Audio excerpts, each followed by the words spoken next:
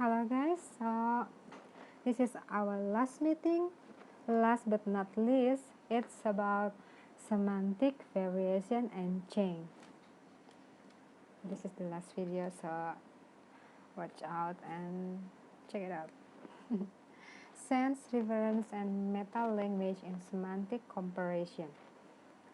Since meanings are observable, we cannot examine their historical variation or cross-linguistic universality directly in the way that we might, for instance, explore the history or distribution of particular sound. In principle, this is a fairly straightforward matter to answer the question of whether the nasal N, for instance, is found universally and of what diachronic development it is likely to undergo. To do this, one example every language in turn, or at least a large sample of language, to see whether they all have sounds which meet the criteria for N, criteria established by the discipline of phonetics, and use this as the basis of exploration of its historical developments. In semantics, things are not simple. In this section, we will discuss two particular points: the difference between universality or variation of sense and universality or variation of reference. So they are sense, reference. And the second is about the problem of the appropriate meta-language in undertaking cross-linguistic or historical semantic study. Semantic change. Meaning change is everywhere and no words are immune from it. A striking example of this is the English conjunction and.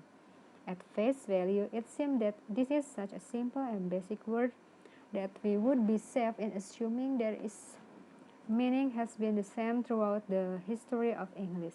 But this isn't all the case. In pre-modern English, and was polysemous with if as exemplified in 1. I'm gonna read this example. And I had but one penny in the world, thou shouldn't have it to buy gingerbread. Shakespeare loves labor loss. So this is the traditional categories. Each studies of semantic change like those in Brill in 1897 did little more than set up broad categories of change, described with very general and often vague labels like weakening, strengthening, and so on. And on the first instance, we will consider four of these traditional categories of semantic change: specialization, generalization, ameliorization, and visualization.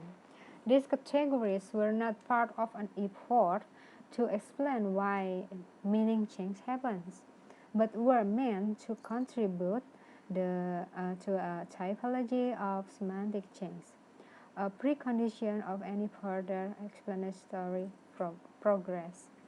One common type of change is a specialization, narrowing, in which a word narrow is its range of reference. English liquor used to refer to a liquid of any kind. The reference to alcohol was a subsequent specialization.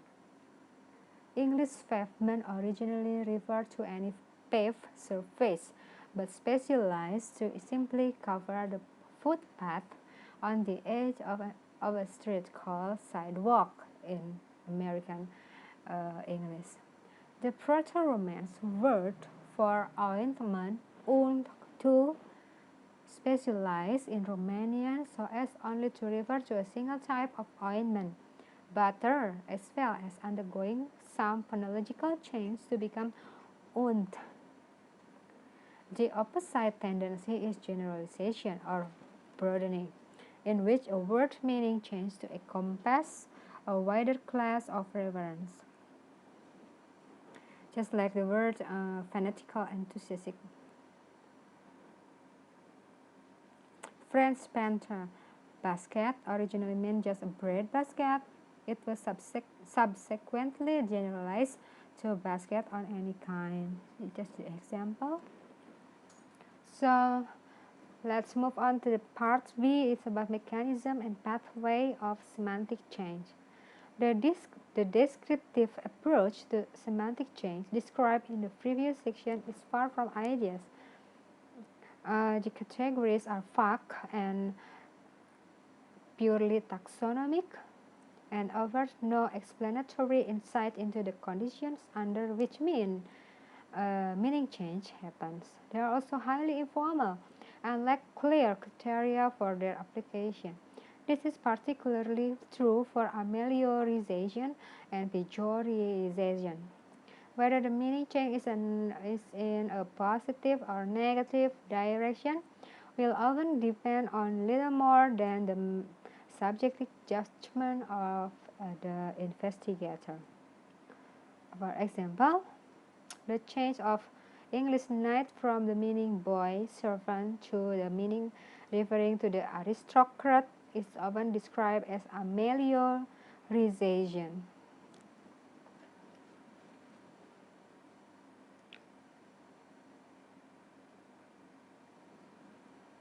But this is only the case if the latter meaning evaluatively superior to the former, a judgment that not everyone would share. Another problem with the traditional category is that they are also either too powerful or not powerful enough.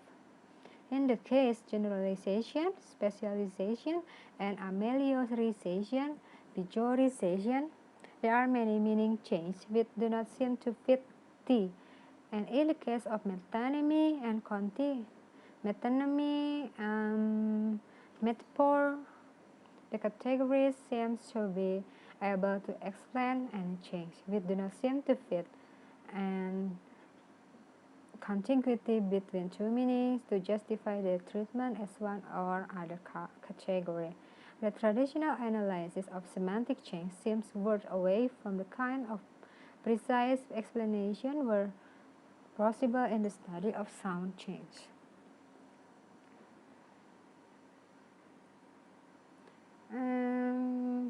Actually, there's still a lot of explanation about this part, but I couldn't read all of them because of the limited time.